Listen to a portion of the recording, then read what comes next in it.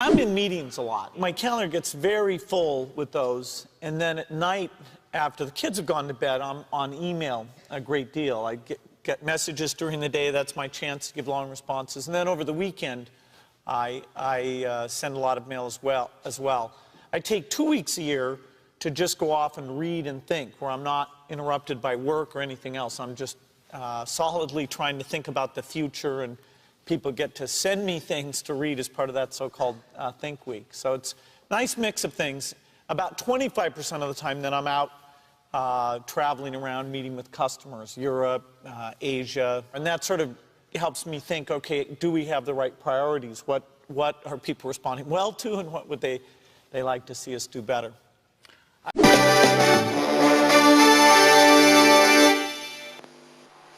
Hello, I'm Bill Gates, Chairman of Microsoft. In this video, you're going to see the future, Windows. Microsoft first came up with the Windows concept back in 1983.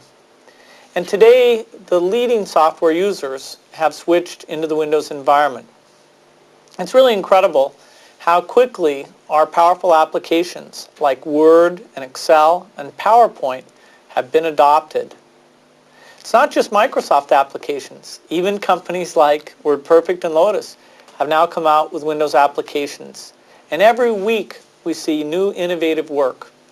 It's really attracting all the innovation in the industry. We predicted this a long time ago, and now it's the future. Let's take a look. The key point there is you've got to enjoy what you do every day. And for me, that's working with very smart people.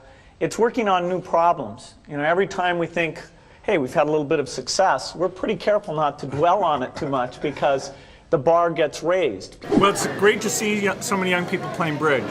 I love bridge. Bridge helps you think. It's a game you can play your entire life and keep getting better and better. I think anybody who's good at bridge is going to be great at a lot of things. So I really encourage people to get involved, and I want to thank the people who've put things together for juniors.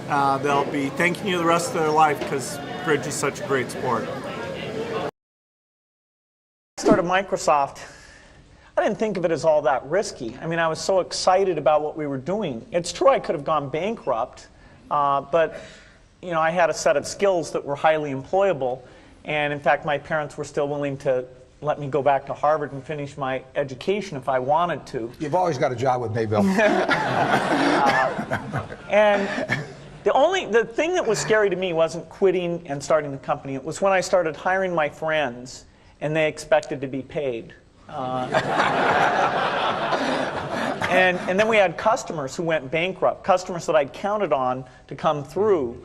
And so then I got this incredibly conservative approach that I wanted to have enough money in the bank to pay a year's worth of payroll, even if we didn't get any payments coming in. And you know, I'm almost true to that the whole time. We have about 10 billion now, which is pretty much enough for the next year. Anyway, you know, if you're going to start a company, it takes so much energy that you know it better overcome your feeling of risk. I don't think that you necessarily, if you're going to start a company, should do it at the start of your career. I think there's a lot to be said for working for a company, learning how they do things. You know, if you're young, it's hard to go lease premises. They made that hard for me. You couldn't rent a car when you were under 25 at the time, so I was always taking taxis to go see customers. And the people would, you know, people would say, well, we're going to go have a discussion in the bar. Well, I couldn't go to the bar.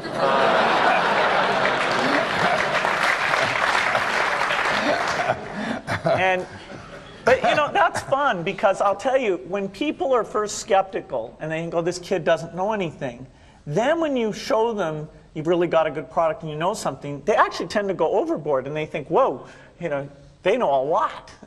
Let's really do an incredible amount with these people. So our youth, at least in this country, was a huge asset for us once we reached a certain threshold. It is hard. It's hard to hire older people because they'll be a little bit conservative about whether they should come and take the risk. And it took 3 or 4 years before we could go out into the normal sort of employment pool. But those problems that come with starting a firm, you better think of those as part of the pleasure, part of the challenge that is part of the excitement. I want to thank Harvard for this honor. I'll be changing my job next year, and it will be nice to finally have a college degree on my resume. I applaud the graduates for taking a much more direct route to your degrees. For my part, I'm just happy that the Crimson called me Harvard's most successful dropout. I guess that makes me valedictorian of my own special class. I did the best of everyone who failed. But I also want to be recognized as the guy who got Steve Ballmer to drop out of business school.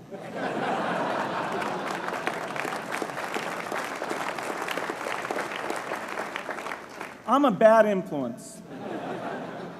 That's why I was invited to speak at your graduation. If I'd spoken at your orientation, fewer of you might be here today. I talked to my dad, I talked to Warren, I talked to my wife Melinda.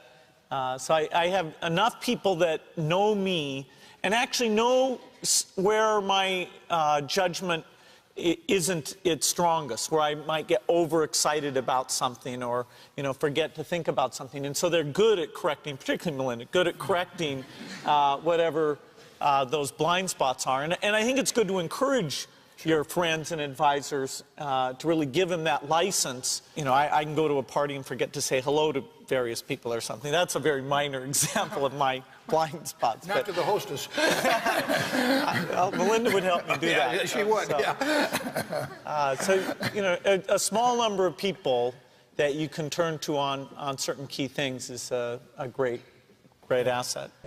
My best business decisions really have to do with picking people.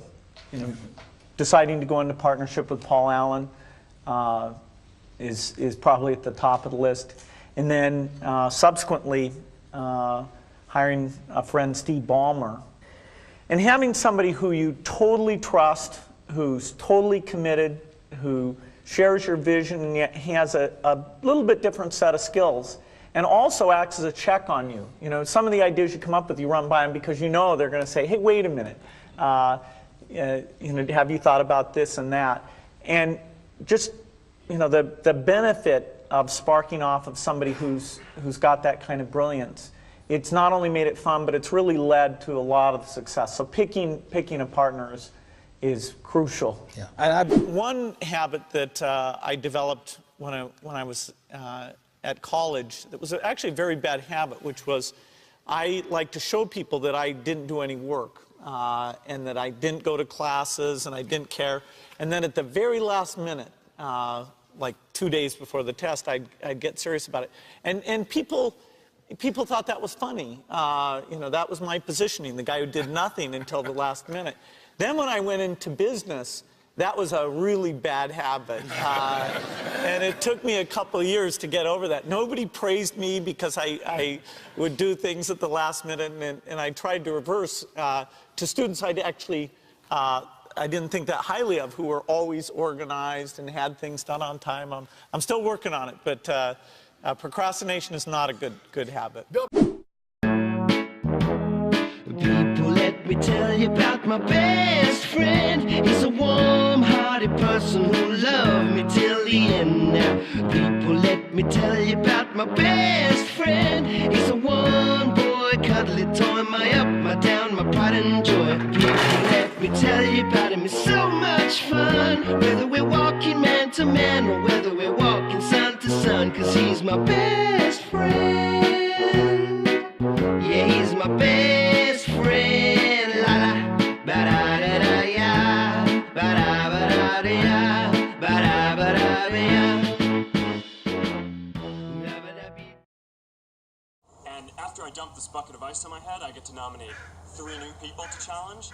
So I'm going to challenge Bill Gates, my partner at Facebook, Sheryl Sandberg, and Netflix's founder and CEO, Reed Hastings.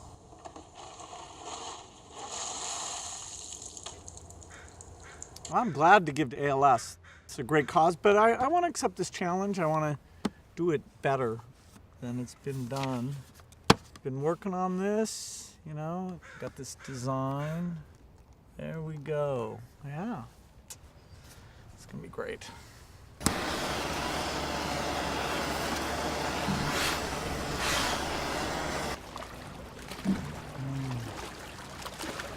I'm here to join the people bringing attention to Lou Gehrig's disease by taking the ALS Ice Bucket Challenge.